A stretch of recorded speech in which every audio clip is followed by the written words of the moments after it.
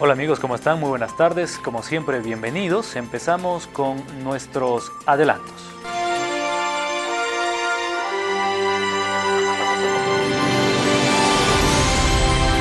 Que esos países que básicamente cerraron sus espacios aéreos son miembros de una organización del Tratado del Atlántico Norte. Y en esta dinámica, desde luego, estos estados tienen sus mecanismos de defensa. No hay una capacitación coherente, sistemática de estos funcionarios en lo referente a, uno, reconocer el derecho soberano de otros.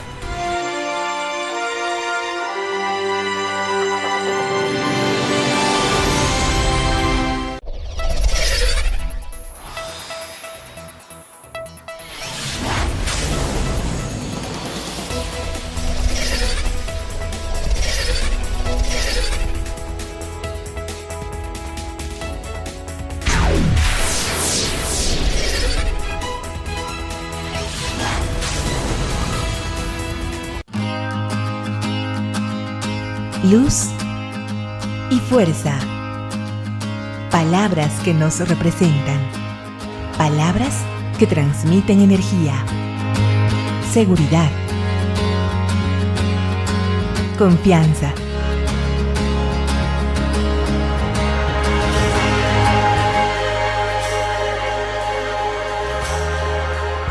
ELTEC.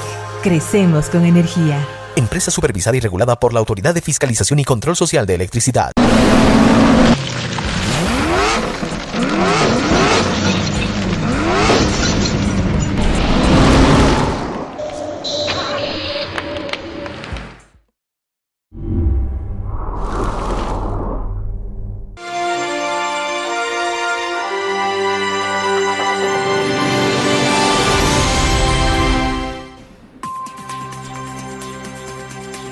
Empezamos el programa de hoy porque quiero presentarles segmentos de una entrevista muy prolongada que hemos tenido con un abogado especialista en relaciones internacionales. El doctor Luis Juvenal Guzmán ha estado en nuestro set para hablar de varios temas, entre los que destacamos los incidentes que han ocurrido cuando el presidente del Estado Plurinacional, Evo Morales, retornaba de Rusia hacia Bolivia.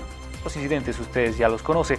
El tema nuevo es un enfoque estrictamente jurídico de todo lo que ha acontecido. Y claro, este tema va a ir luego inmediatamente ligado a otros más, como por ejemplo el tema del senador Pinto, entre otras cosas, y la intervención que en su momento hizo Bolivia a un avión brasileño.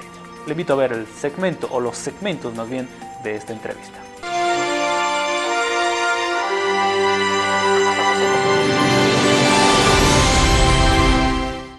Hoy vamos a hablar de un tema que en verdad ha sido recurrente en las últimas semanas a nivel nacional. El incidente que ha sufrido el avión presidencial en el intento de regresar a Bolivia luego de que el presidente Evo Morales participó en un encuentro en Rusia. Para eso tenemos un invitado especial, está con nosotros el doctor Luis Juvenal Guzmán. Él es abogado internacional, consultor y además catedrático universitario. Doctor, permítame reiterarle la gentileza que ha tenido de aceptar esta invitación. Bienvenido. Un buen día y saludo cordialmente a la distinguida televidencia. Efectivamente, la naturaleza de la temática objeto de esta entrevista nos ayudará a comprender mejor la relación entre el Estado boliviano y aquellos estados que en su momento tuvieron una actitud un poco hostil hacia nuestro Estado. Perfecto. Lo que se ha dicho en relación a este hecho creo que es bastante.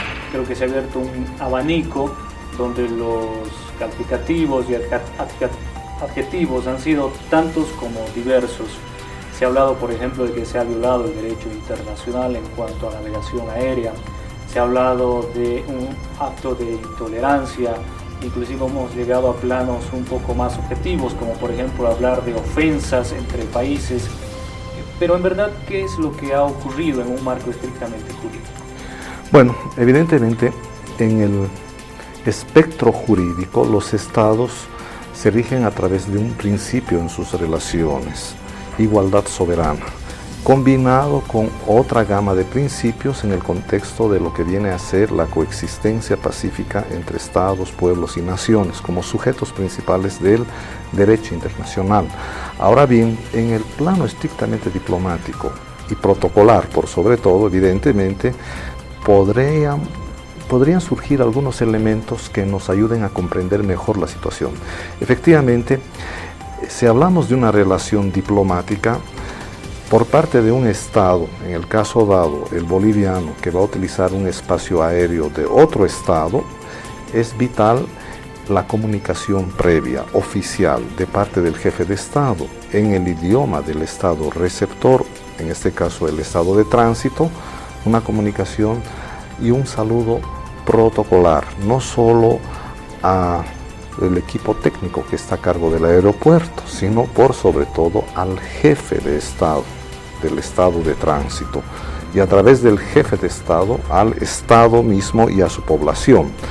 Este elemento, evidentemente, si hablamos de la relación boliviano-francesa o boliviano-portuguesa o italiana o española, tendrá que configurarse en los idiomas de los estados de tránsito. En el caso dado, si es Francia, en el idioma francés. La salutación tendrá que ser en el idioma francés.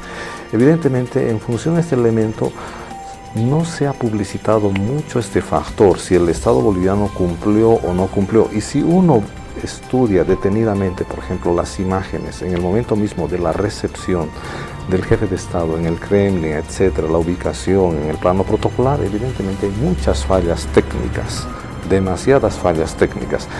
Un primer escenario, pero el escenario de fondo es pues el tema Snowden, la declaración emitida por el jefe de Estado en el territorio de Rusia con referencia a la posibilidad de concederle asilo en el territorio de Bolivia, asilo territorial.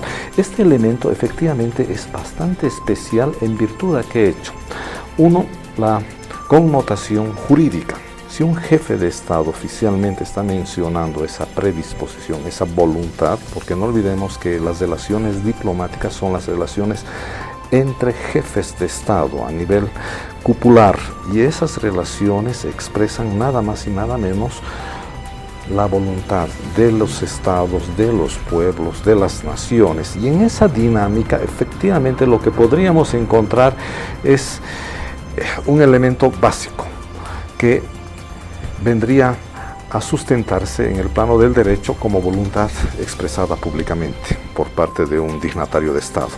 Ahora bien, en virtud a ese argumento, no obstante la falacia que ya posteriormente se desveló, es que se activan mecanismos de seguridad. No olvidemos que esos países que básicamente cerraron sus espacios aéreos son miembros de una organización del Tratado del Atlántico Norte. Y en esta dinámica, desde luego, estos estados tienen sus mecanismos de defensa. ¿Qué hubiera ocurrido si Snowden estaba en el avión presidencial?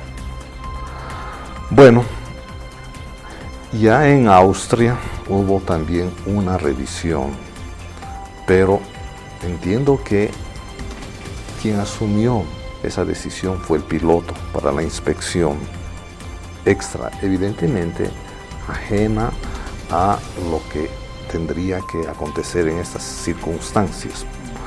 No olvidemos, uno, que ese avión, en los contratos de compra-venta que hizo el Estado boliviano, solo puede operar en determinados aeropuertos, en determinadas pistas de aterrizaje, porque la tecnología es 70% estadounidense y 30% francesa. Esa es la razón, primer elemento. Y en el Estado boliviano debieron preventivamente considerar este escenario de alto riesgo en su momento, cuando compraron la aeronave. Y quienes estarían facultados para realizar cualquier tipo de revisión técnica son pues los funcionarios de esta empresa. Por ejemplo, entiendo que en el contrato debe haber un acápite muy singular para este efecto, y no así funcionarios estatales de un otro estado, por ejemplo, ¿no es cierto? Entonces, y claro, el momento en el que aterrizaron a Austria, según las versiones que se han publicitado, hubo una inspección y confirmaron de que no había nadie. al interior del avión. Ahora, fue una inspección consensuada, por decirlo de alguna manera, es decir... hubo aquiescencia del piloto, es lo que al menos se ha manifestado por los medios de comunicación. Ahora, la versión oficial boliviana al respecto es que no se permitió. Pero en resumen, lo que sí se ha podido desvelar es que el piloto autorizó y estuvieron al interior. Evidentemente es una otra falla técnica. En resumen, yo encuentro una serie de fallas técnicas, desde el escenario protocolar hasta el escenario, en este caso concreto, de transferencia de tecnología. Bolivia lamentablemente no tiene un sistema que llegue a blindar su soberanía en el tema de transferencia tecnológica, y esa es una de las razones por las que se cometen ese tipo de fallas técnicas. En el caso dado, evidentemente, si hipotéticamente el avión presidencial nuestro hubiera sido de procedencia rusa, era otro el escenario. Si hipotéticamente en su momento el jefe de Estado hubiese enviado un telegrama de cortesía en el plano protocolar al jefe de Estado francés, estado de tránsito probable, al jefe de Estado portugués directamente, y no así el capitán del avión se comunique con la base de operaciones, con el aeropuerto, tal vez otro hubiera sido el trato y otra hubiera sido la relación. También tendríamos que manejar estos escenarios en forma objetiva. Pero para mí, honestamente, hay debilidades en la prevención. Y en el escenario preventivo, el derecho internacional, a través de la Carta de la ONU, justamente crea mecanismos jurídicos muy concretos, muy puntuales. Por ejemplo, si uno se remite a las atribuciones y competencias del Consejo de Seguridad, estrictamente en el escenario preventivo, ellos muy bien, hoy con lo que hemos tenido como experiencia universal, la guerra preventiva, pueden asumir el empleo de la fuerza en un escenario preventivo, de guerra preventiva. Y en este escenario de guerra preventiva, si uno colige todos los elementos y razona con referencia a estos elementos que estamos destacando, efectivamente encontraríamos que técnicamente el derecho internacional podría muy bien ser un soporte para esa explicación, una acción preventiva. La guerra preventiva justamente surge en la Krajina, en Croacia, y tenemos ahí la experiencia de Yugoslavia, ¿no es cierto? En un escenario preventivo, ¿qué acontece?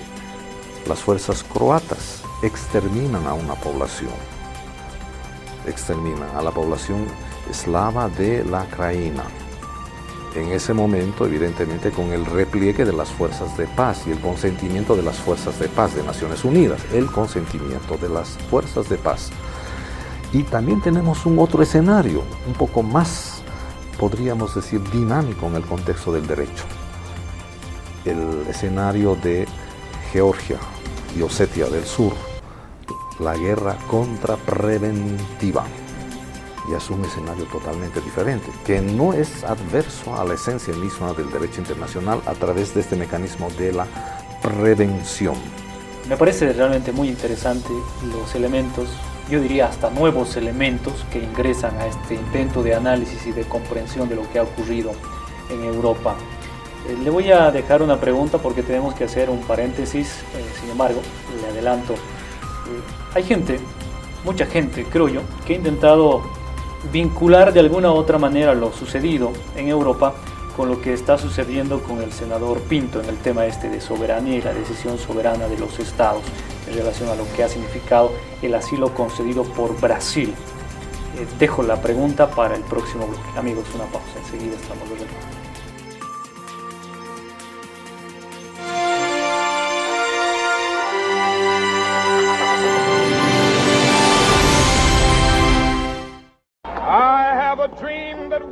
Hay algo en ellos que los hace únicos. Algo que tocó los corazones de todo el mundo. Que cambió nuestras vidas. Son hombres de muchas caras, con gran sentido del humor, irrespetuosos o maliciosos. Líderes, inspiración de futuras generaciones, extraordinarios, rebeldes por una causa justa. El cambio para quienes creen que ha llegado el momento de cambiar. Auténticos, mártires dispuestos a morir por sus ideas. genios, locos. Un hombre con una idea nueva es un loco, hasta que la idea triunfa. Promac, I+D, buenas ideas, ideas de éxito.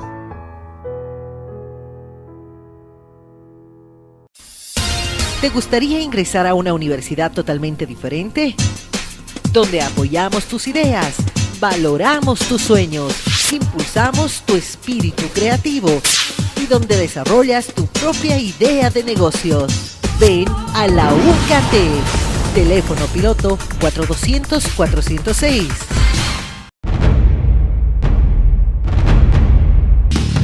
Humajalanta es la caverna más profunda de Bolivia y tiene unos 40.000 años de antigüedad. Es un recorrido de casi 4 horas, pleno de aventura para quienes buscan tener una experiencia desconocida y sorprendente. Donde cada vez que enciendes la luz, te encuentras con un espacio diferente, cargado de gran riqueza natural e histórica. En ella habitan murciélagos y peces ciegos. Te aseguramos que al final del recorrido quedarás tan emocionado como exhausto, ya que Humajalanta es una aventura que nunca olvidarás.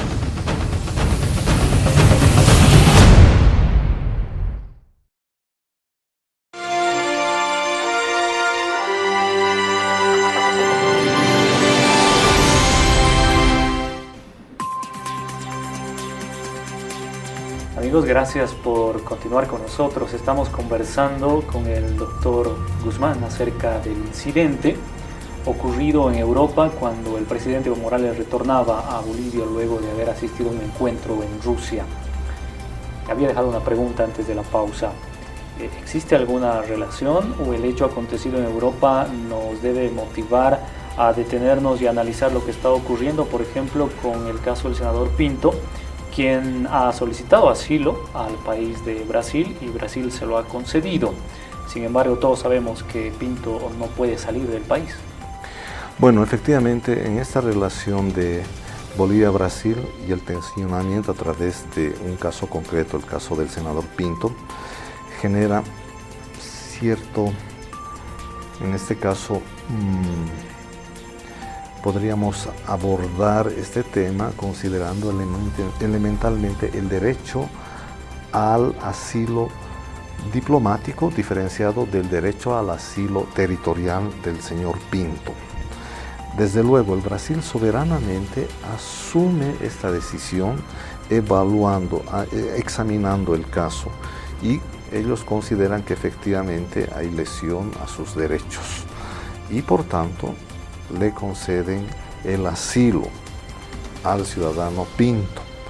Por su parte, el Estado boliviano, a partir de una imputación penal formal, argumenta que el ciudadano Pinto efectivamente tiene que responder ante la justicia boliviana, ante las cortes bolivianas, ante el tribunal boliviano, por sus actos lesivos al derecho boliviano. Ahora bien, si uno trata de enfocar pertinentemente el tema, hay una decisión de un Estado, es una decisión soberana, la del Brasil. El Estado boliviano tendría muy bien, a partir de esa decisión soberana, que asumir la respuesta brasilera a plenitud, en el contexto estrictamente diplomático. Ahora, para ese efecto, entiendo que el Estado boliviano ha generado una atmósfera favorable para comprender mejor las causales de esa decisión brasilera. Y claro, el lineamiento jurídico emergente de esa decisión nos da a entender que efectivamente en nuestro caso el tema de la seguridad jurídica, en primer lugar. En segundo lugar, el tema de acceso a una defensa efectiva del derecho, etc., es un tema muy neurálgico en virtud de que Bolivia no está consolidando un sistema legal que pueda responder eficaz y eficientemente a la necesidad de promover la defensa efectiva de los derechos humanos. Entonces es una gran cuestionante a nuestro sistema. Ahora, estrictamente el Estado boliviano tendría que dar curso a esa decisión del Brasil. Lo mismo acontece, por ejemplo, en el caso del ciudadano Assange en la Embajada del Ecuador. Hay cierta similitud con este otro caso, cuando el Ecuador concede el asilo a Assange y espera el salvoconducto del Reino Unido, y el Reino Unido argumenta con la decisión de cortes, en este caso suecas, el hecho de que Snowden tiene imputaciones penales. En otras palabras, hay una presunción de delitos en el caso de Snowden. En el caso de este otro ciudadano Pinto, lo mismo, no hay sentencias, a no ser que últimamente se hubiesen estado procesando ya algunas sentencias firmes que puedan sustentar el derecho boliviano con referencia al, en este caso, contexto jurídico que sustenta la decisión brasilera. Y claro, en esa lógica entiendo que el Estado boliviano tendría que, en primer lugar, considerar el derecho brasilero, que puede muy bien, en el caso de vulneración del derecho diplomático, acudir, pero más que el derecho diplomático, la Convención sobre Asilo, tendría que acudir ante la Corte para buscar la vigencia a plenitud de este sistema normativo referente al asilo diplomático, al asilo territorial y desde luego al refugio también. Bien, doctor Guzmán, lamentablemente el tiempo siempre es corto en televisión. En estos pocos minutos que nos restan, quiero pedirle hacer referencia también al tema de la requisa del avión brasilero por parte de la instancia boliviana. Un hecho que en principio se había negado, pero que finalmente encuentra no solamente el reconocimiento, sino que el ofrecimiento también de disculpas públicas. Desde luego, ya las disculpas públicas fueron formuladas por el jefe de Estado, afortunadamente, un escenario real jurídico, y claro, es una otra muestra concreta de la inconsistencia soberana nuestra, boliviana, porque lamentablemente en los organismos de seguridad del Estado, en este caso concreto, las Fuerzas Armadas, la policía, en particular la policía, entiendo que ese es el escenario de vinculación, no hay una capacitación coherente, sistemática de estos funcionarios en lo referente a, uno, reconocer el derecho soberano de otros, proteger ese derecho soberano de otros, y lo mismo, reconocer y admitir nuestro propio derecho soberano para poder asumir decisiones. No sé si usted recuerda, hace unos ciertos años atrás hubo un incidente con la Embajada del Perú, un allanamiento por parte de la policía boliviana, lo que inclusive provocó el cambio y la reorganización de la policía. Y también aconteció casi lo mismo con la Embajada de Cuba en algún momento. Entonces, evidentemente, yo tengo una percepción al respecto. Necesitamos generar una escuela de derecho internacional muy bien estructurada para formar cuadros de calidad académica en el desenvolvimiento de sus profesiones.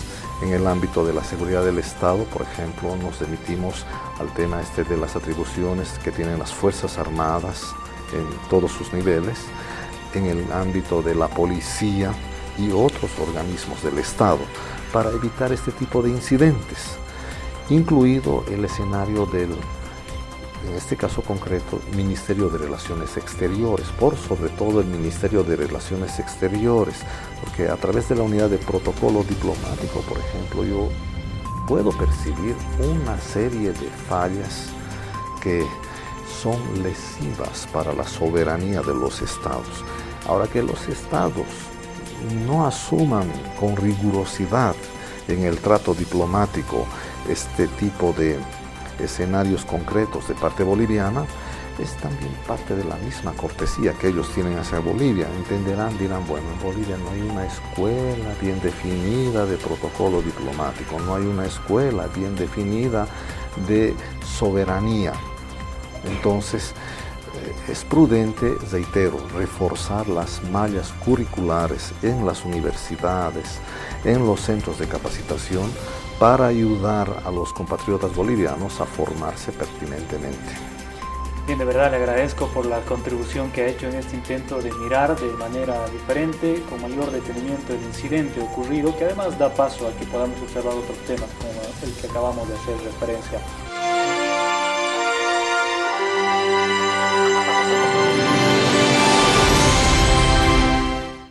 Bien, y como ustedes han podido apreciar, un diálogo extenso, hemos podido rescatar muchos de esos segmentos y agradecemos, claro, la participación del doctor Guzmán, que nos ha dado en verdad datos muy, pero muy interesantes que en algún caso no se han considerado al momento de hacer el análisis pertinente. Por nuestra parte, amigos, simplemente decirles gracias por la preferencia que tienen con nosotros e invitarles a que se comuniquen a través de las redes sociales, a través también de la línea telefónica para hacernos saber sus sugerencias o comentarios. Han sido muy amables. Muy buenas tardes. Permiso.